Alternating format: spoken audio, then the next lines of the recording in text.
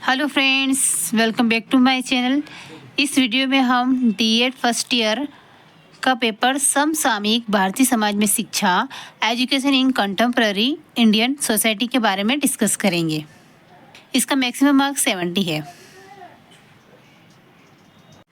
Question number 1, सही उत्तर चुनकर उत्तर पुस्तिका में लिखिए। इसका क्वेश्चन नंबर 1 है, राष्ट्रीय शैक्षिक योजना एवं प्रशासन विश्वविद्यालय न्यूपा स्थित है। क्वेश्चन नंबर 2, सामाजिक स्थिरीकरण का प्राणीशास्त्रीय आधार है। क्वेश्चन नंबर 3, जिला प्राथमिक शिक्षा कार्यक्रम प्रारंभ किया गया।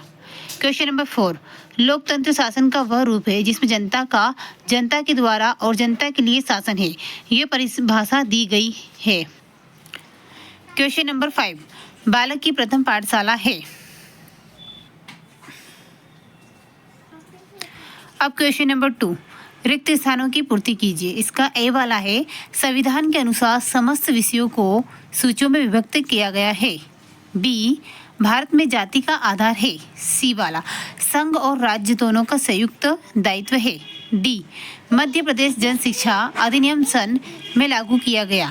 ई, मानस चित्रांकन प्रविधि में किया जाता है।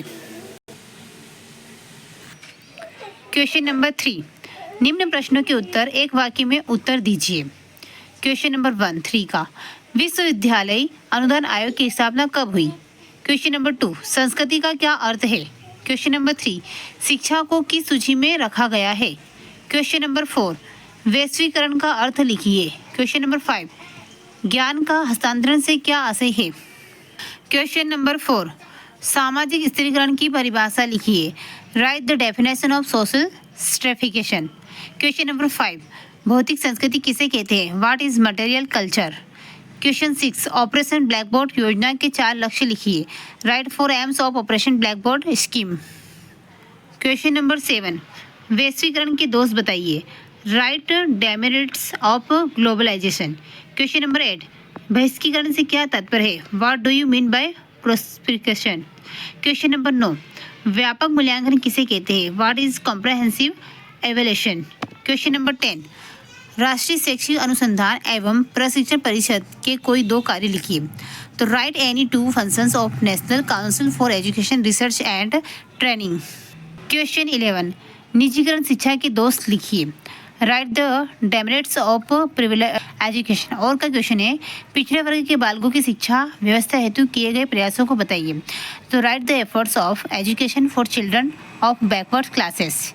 क्वेश्चन नंबर 12, आधुनिकीकरण के कोई 3 कारणों का वर्णन कीजिए। Describe any 3 cases of. और का क्वेश्चन है, आधुनिकीकरण का शिक्षा पर पड़ने वाले प्रभावों का वर्णन कीजिए। Describe the effects of modernization on education. Question 13, मध्याह्न भोजन योजना के गुण लिखिए। Write the merits of mid day meal program. और का क्वेश्चन है, सर्व शिक्षा अभियान के अंतर्गत किए जा रहे कार्यों को बताइए। तो write the works carried out under Sarva Shiksha Abhiyan. Question number 14, Kasturba Gandhi Balika Vidyalaya के उद्देश्य बताइए। Write the aims of Kasturba Gandhi girls schools. और का क्वेश्चन है, शिक्षा के सार्वजनिकरण की आवश्यकता लिखिए। तो write the needs of universalization of education. Question number 15, उदारीकरण का शिक्षा पर प्रभाव बताइए। Write the effects of liberalization on education. वैश्वीकरण के उद्देश्य बताइए। Write the aims of globalization. Question number 16, राज्य शिक्षा संस्थान के प्रमुख कार्य बताइए। Write the functions of state institute of science education. इसके और का क्वेश्चन है, आंग्ल भाषा संस्थान भोपाल के उद्देश्य बताइए। Write the aim of institute of English language Bhopal. भारतीय शिक्षा में अपव्यय के कारणों का वर्णन कीजिए। Describe the cases of wastage in primary education. और का क्वेश्चन है, बालिका शिक्षा के विकास एवं सुधार हेतु उचित उपाय बताइए। Write the suitable measures of development and improvement for girls education.